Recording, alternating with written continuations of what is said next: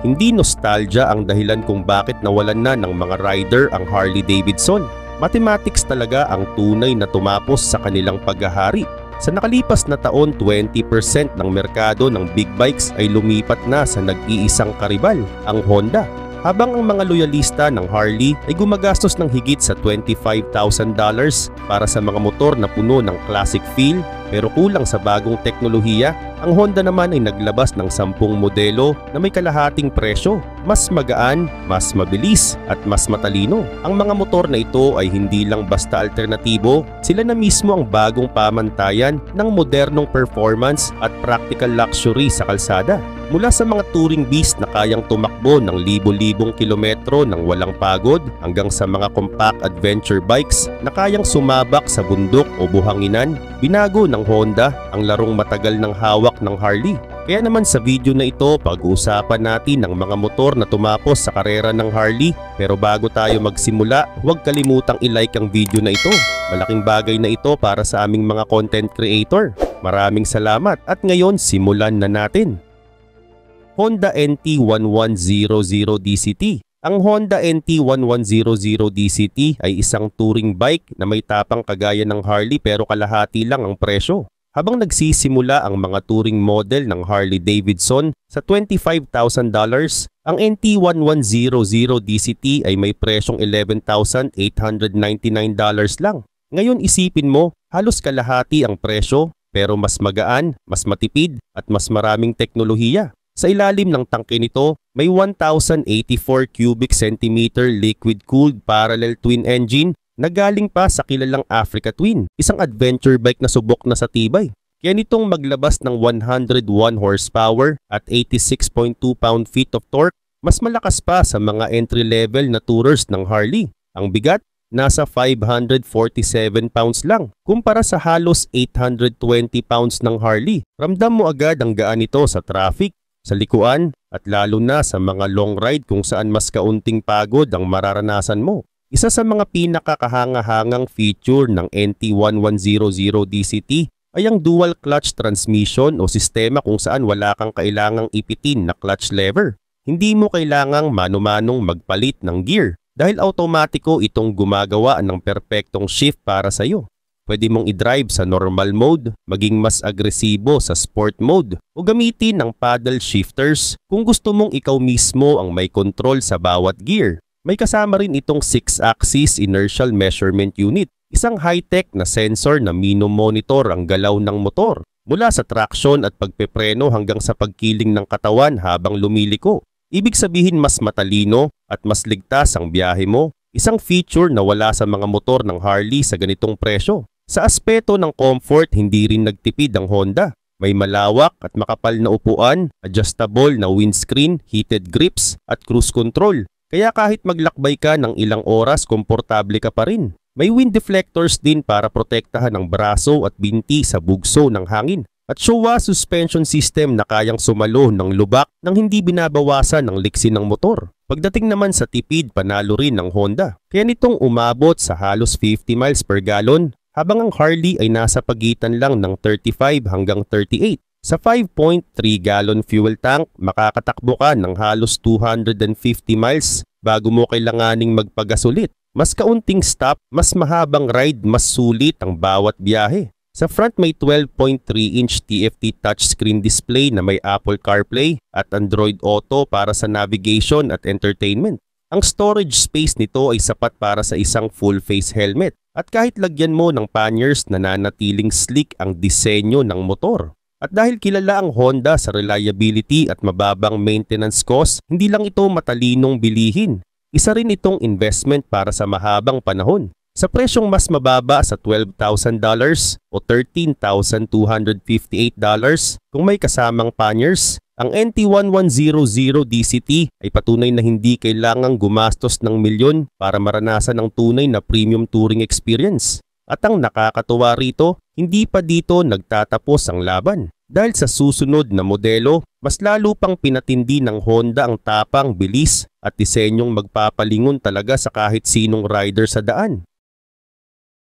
Honda CB1000 Hornet SP. Ang Honda CB1000 Hornet SP ay parang suntok sa mukha ng mga street fighter bike ng Harley dahil sa presyong mas mababa, mas magaan, mas mabilis at mas teknolohikal, ginawa nitong luma ang mga kalaban. Ang modelo ngayong 2025 ay hindi ginawa para sumabay lang sa trend. Layunin nitong baguhin ang pamantayan ng performance sa presyong dapat ng kabahan ng Harley. Isipin mo, ang presyong $10,999. Mas mura pa kaysa sa isang second-hand Harley Sportster. Pero sa lakas, bilis at precision para itong superbike na isinilang sa anyo ng isang street machine. Sa loob nito, tumitibok ang 999 cubic centimeter inline 4 engine na direktang inangkat mula sa mga Honda superbikes. Inayos ito para sa kalsada kaya naglalabas ng 155 horsepower sa 11,000 RPM at 79 pound-feet of torque sa 9,000 RPM. Para magkaroon ka ng ideya, umaabot ito mula 0 hanggang 60 miles per hour sa loob lang ng 3.5 segundo. Mas mabilis pa kaysa sa karamihan ng Harley-Davidsons na halos doble ang presyo. At sa quarter-mile race, iiwan nito sa alikabok ang Sportster at Nightster ng Harley. Ang drivetrain nito ay ginawa para sa eksaktong kontrol. May 6-speed gearbox na may quick shifter, kaya mabilis at smooth ang bawat palit ng gear. Ang sleeper clutch naman ang pumipigil sa pag-slide ng gulong sa biglang preno. Ang gears 2 hanggang 5 ay nakatuon sa matinding acceleration, habang ang 6th gear ay para sa steady cruising sa highway. Pero ang tunay na kalamangan ng Hornet SP ay nasa teknolohiya. May throttle-by-wire system ito na may 5 riding modes, Sport, Standard, Rain at 2 custom presets na pwede mong i-personalize. Kumpara sa mga modelo ng Harley na kadalasan may 2 lang na mode, ang Honda ay nagbibigay ng buong kontrol sa rider kung gaano katindi ang gusto niyang performance. May 4 na antas ng traction control at pwede mo pa itong i-off kung gusto mong maramdaman ang tunay na ligaw na lakas ng machine. Sa handling, halatang hindi ito nagkompromiso. May bigat lang itong 467 pounds at 57.3-inch wheelbase. Kaya napakabilis nitong magmaniobra sa traffic at kurbada. Isang bagay na hirap abutin ng mga mas mabibigat na frame ng Harley. Sa pamamagitan ng Bridgestone Batlax Hypersport S22 tires at Showa fully adjustable inverted front fork kasama ang rear shock, nakakamit mo ang track level suspension kahit nasa kalsada lang. Ang Brembo Stylema brakes na may dual 310mm discs ay sinisiguro namang kasing tindi ang preno tulad ng pagbilis nito. Pati sa disenyo, hindi nagpahuli ang Honda. May projector style LED headlights, matipunong fuel tank at upswept tail na nagbibigay ng forma ng isang tunay na street fighter. Ang 5-inch TFT display ay may Honda Road Sync, smartphone connectivity, navigation at USB-C charger, isang malaking lamang sa mga Harley na madalas ay kulang sa modernong features. At sa kulay nitong matte black metallic na may bronze accents, mukha itong expensive machine. Pero ang presyo ay pangbasag ng kalaban. Isang bargain assassin na dinisenyong mamuno sa kalsada sa mga susunod pang taon. Pero kung ang Hornet SP ay tungkol sa lakas at bilis sa syudad, ang susunod na modelo naman ay nagdadala ng biyahe sa ibang antas. Isang motor na isinusuot ang luxury at comfort na parabang first class sa lupa. Honda Goldwing Tour DCT. Kapag pinag-uusapan ng mga rider ang tunay na hari ng long rides, isang pangalan lang ang laging lumilitaw, ang Honda Goldwing. Sa loob ng maraming taon, ito na ang sukatan ng ultimate touring experience. At ngayong 2025, muli nitong sinakop ang entablado. Ginawang parang relikya ang Harley Ultra Limited. Sa puso ng Goldwing Tour DCT ay ang 1,833 cubic centimeter flat 6 engine. Makinis, tahimik pero puno ng lakas. Kayang maglabas ng 126 horsepower, sapat para itulak ang motor na ito kahit may kasabay kang pasahero at puno ang trunk ng gamit. Hindi tulad ng mga V-twin engine ng Harley na malakas umalog at umuugong, ang Goldwing ay parang jet sa kalsada. Steady, tahimik at matikas ang hatak. Ipinareha ng Honda ang lakas na yan sa 7-speed dual clutch transmission na nagbibigay sa rider ng 2 option. Mag-relax sa automatic mode o mano-manong magpalit ng gear gamit ang finger paddle shifters.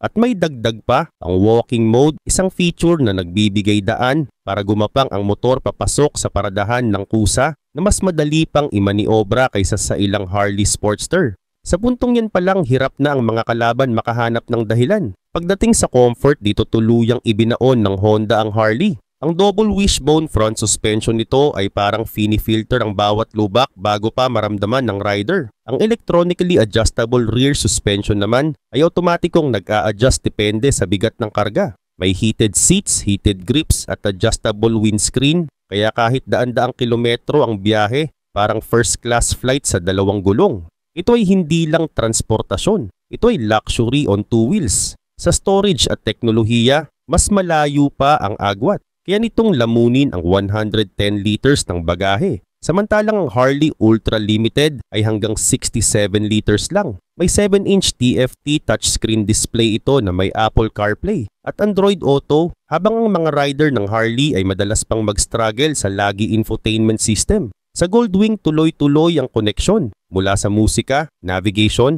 hanggang sa paglipat ng riding modes. Lahat ay smooth at walang sabit. At heto ang matinding bahagi. Lahat ng ito ay makukuha mo sa presyong $29,700. Libo-libong dolyar na mas mura kaysa sa Harley Ultra Limited. Mas malakas, mas komportable, mas moderno at mas mura pa. Para sa mga rider na pumipili sa pagitan ng dalawa, ang loyalty biglang nagiging mahal habang ang logic ay malinaw na tumuturo sa Honda. Dahil ang Goldwing ay hindi lang basta umaangkin ng kalsada. Binabago nito ang mismong kahulugan ng touring. At kung sa tingin mo talagang iniwan ng Honda sa alikabok ang Harley sa modelong ito, tap that like button. Dahil mas marami pa tayong ihahandang motorsiklong mas nakakagulat, mas mabilis at mas matindi kaysa rito. Honda NX 500. Ito ang motor na kayang pumunta sa lahat ng lugar. Mga rutang hindi kayang abutin ng Harley. Tahimik pero matindi, ang 2025 Honda NX 500 ay hindi sumisigaw ng atensyon gamit ang kintab o ingay, kundi sa simplicity at kakayahang dalhin ka kahit saan. Pagkapisil mo pa lang sa handlebar, parang hindi ka na nakamotor, parang hawak mo ang passport mo sa kalayaan. Kalsada, gravel or mga daang nakalimutan ng iba, lahat pwedeng lakbayin ng NX 500. May bigat lang itong 432 pounds at may seat height na komportableng abutin kahit ng mga bagong rider.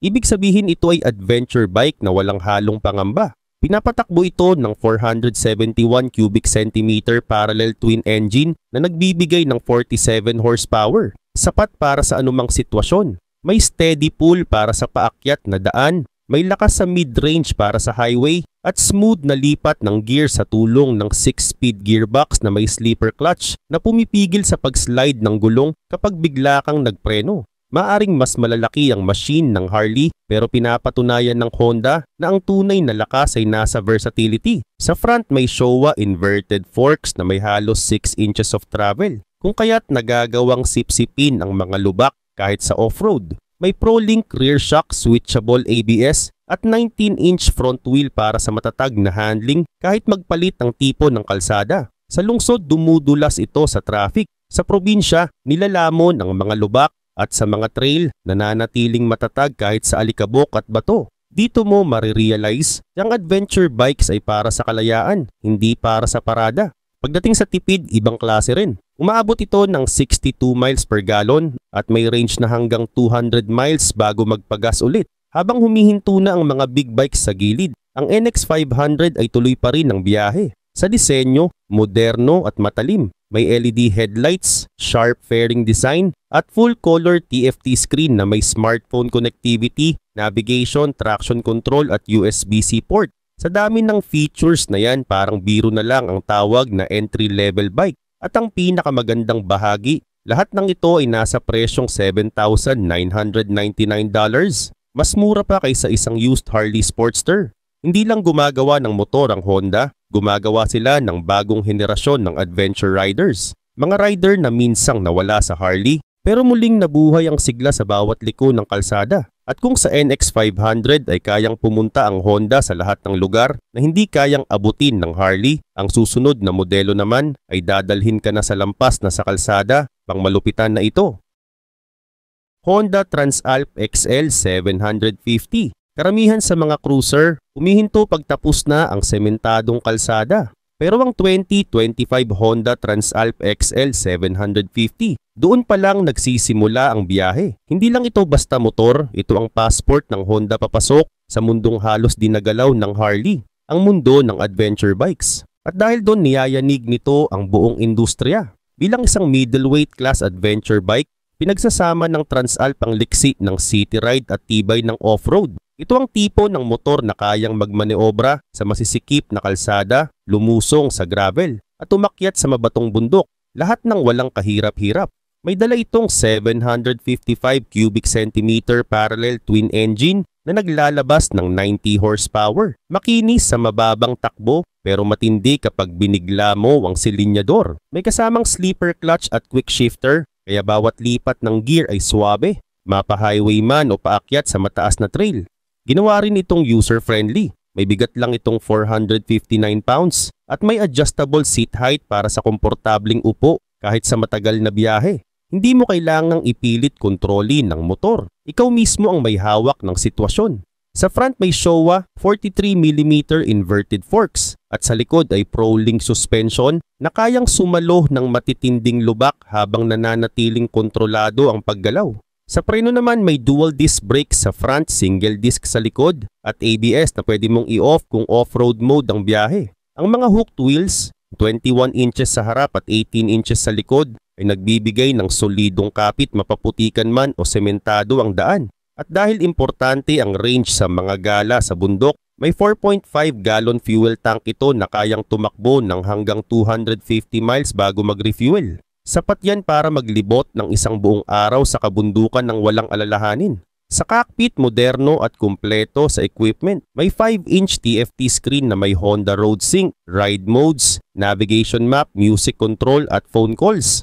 Ang disenyo ay simple pero matapang. Slim fairing, pointed LED lights at matte gray o matte black paint na nagpapakita ng pormang diretsong pang-adventure. Pero ang pinaka nakakagulat, ang presyo nito ay $9,999 lang. Isang motor na may touring comfort, off-road power at street confidence. Lahat sa iisang machine. Habang iniwan ng Harley ang segment na ito, ang Honda naman ay pumasok at agad na naging hari ng adventure class. Pinatanong nito sa mga rider, bakit nga ba ako nanatili sa sementadong daan? Ang Transalp XL750 ay hindi lang motor, tagapagtanggal ito ng limitasyon. At kung sa modelong ito pinatunayan ng Honda ang lakas sa ligaw na kalsada, ang susunod na motor naman ay magdadala sa iyo sa biyahe na hindi labanan ng pakiramdam, kundi puro ginhawa at kalayaan. Honda Rebel 500. Hindi lahat ng motor ay para sa mga veteranong rider. May mga motor na parang simpleng paanyaya lang. Yabot mo ang susi, paandarin mo at hayaang maramdaman mo ang kalayaan. Yan mismo ang ginagawa ng 2025 Honda Rebel 500. Ito ang motor na nag-alis ng takot sa mundo ng cruiser bikes. Walang yabang, walang panghaharang. Basta diretso sa karanasan ng pagiging malaya sa kalsada. At sa presyong $6,799. Hindi nakapagtataka kung bakit bumabagsak na ang sales ng Harley Sportster. Ginawa ng Honda ang Rebel 500 para muling makuha ang mga first-time riders, mga taong gustong subukan ang cruiser lifestyle, pero ayaw gumastos ng mahal o makipaglaban sa bigat ng machine. Sa presyong halos $4,000 na mas mura kaysa Sportster, mas madali at mas accessible ang pangarap ng sariling motor. Sa loob nito ay ang 471 cubic centimeter parallel twin engine, liquid-cooled at natune para sa tamang balanse. Nagbibigay ito ng 46 horsepower at 32 pound-feet of torque. Sapat para sa highway pero magaan at kontrolado sa city traffic. Ang 6-speed gearbox at light pull clutch ay ginagawang smooth ang shifting, habang ang sleeper clutch ay nagbibigay ng mahinahong preno kahit sa biglang downshift. Sa bigat na 414 pounds at seat height na 27.2 inches, kahit sinong rider, kahit beginner, ay kayang abutin ng lupa ng buo ang paa. Hindi tulad ng mga Harley na mabigat, mahal at minsan nakakatakot. Ang Rebel ay kabaligtaran, magaan, simple at komportable. May 60.9-inch wheelbase ito para sa matatag na takbo at confident itong humaharap sa bawat liko. Simple pero elegante ang itsura. May sculpted fuel tank, blacked out engine at LED lights na nagbibigay ng modernong klasikong forma. Ang digital display naman ay diretso sa punto, gear, speed at fuel lang. Walang kalat, walang sobra. At kung usapan ay tipid, panalo rin ng Rebel. Kaya nitong umabot sa 60 miles per gallon at may range na 170 miles. Mas matipid at mas practical kaysa karamihan sa mga Harley. Pero ang tunay na kalaban ng Rebel sa Harley ay hindi lang presyo, customization.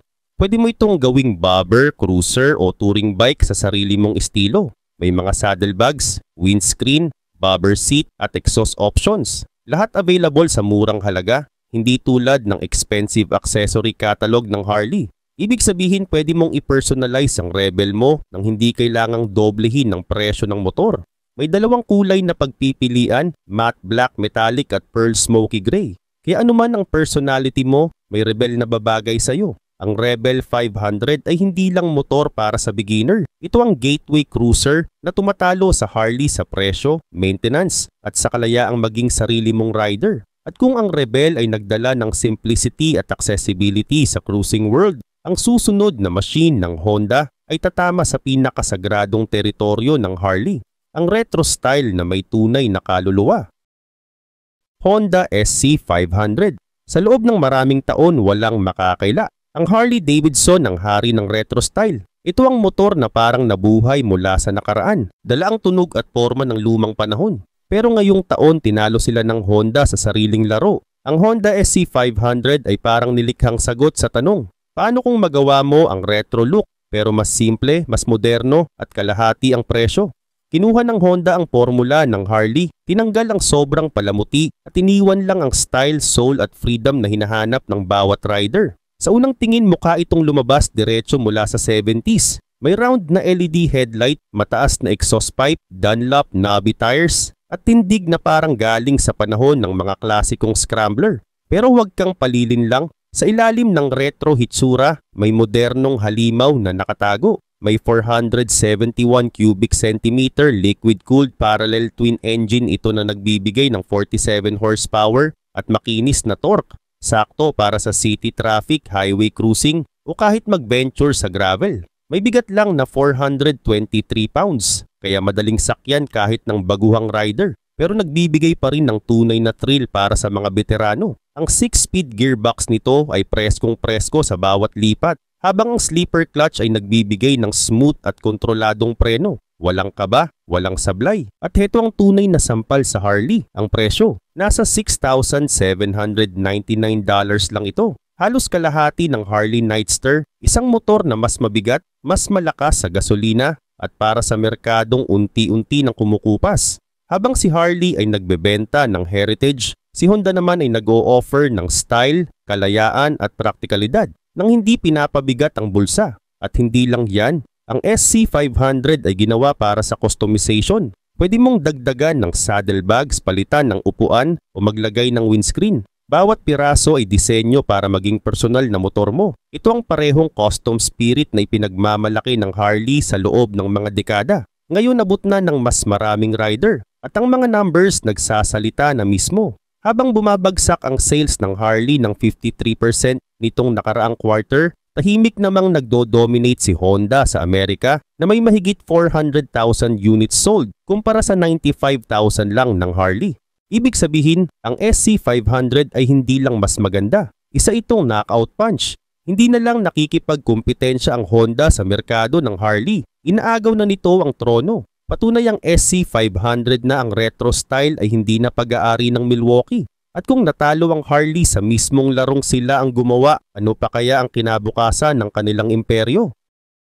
Honda Africa Twin CRF 1100L. Ito ang adventure bike na nagpapatunay. Nasa ibang liga na ang Honda sa lugar na hindi kayang abutin ng Harley. Ang 2025 Honda Africa Twin CRF 1100L ay hindi ginawa para sa mga ordinaryong kalsada. Ito ay para sa mga rider na kapag nakakita ng putikan o trail, ang nakikita ay hindi hadlang, kundi paanyaya sa paglalakbay. May machine itong 1084 cubic centimeter parallel twin na nagbibigay ng 101 horsepower at may torque na tuloy-tuloy kahit gaano pa kabato ang daan. Ang 270-degree crankshaft nito ay nagbibigay ng natural na heartbeat, parang buhay na buhay sa ilalim mo habang tumatakbo. Pero ang tunay na pambihira rito ay ang dual clutch transmission, DCT, ng Honda. Hindi lang ito automatic, ito ay matalinong sistema na marunong magbasa ng turn, ng lupang tinatakbuhan at kusang nagsishift ng gear bago mo pa isipin. At kung gusto mong ikaw mismo ang may control, isang pindot lang at bumabalik ito sa manual mode. Sa papel may bigat itong mahigit 500 pounds, pero sa aktwal na trail ride parang kalahati lang ang bigat. Ang Showa suspension ay kayang gawing play ng mga bato at crack sa lupa, habang ang 21-inch front at 18-inch rear spoked wheels ay kumakapit sa putik, gravel o buhangin na parang ginawa para doon. Hindi rin ito nagkulang sa comfort at modernong features. May 6.5-inch touchscreen display na may Apple CarPlay, Android Auto at Honda Road Sync na ginagawang sobrang luma ang analog gauges ng Harley. At sa presyo nitong $14,699, hindi lang ito nakikipagkumpetensya. Iniiwan na ng Honda ang Harley sa malayo. Wala halos maipakitang karibal ang Harley sa segment na ito. Kaya tuluyan ng nasakop ng Honda ang merkadong minsang hindi pinansin ng kalaban. Ang Africa Twin ang nagpapatunay na ang tunay na kalayaan ay hindi lang sa highway, kundi sa kahit anong daan. Habang patuloy ang Harley sa pagpapalakas sa asfalto, tahimik namang sinakop ng Honda ang ligaw na kalikasan. At kung ang Africa Twin ay nagtatakda ng standard sa off-road adventure, ang susunod na motor naman ay magdadala sa atin pabalik sa klasikong yugto, isang retro cruiser na may kaluluwang tunay na may angas.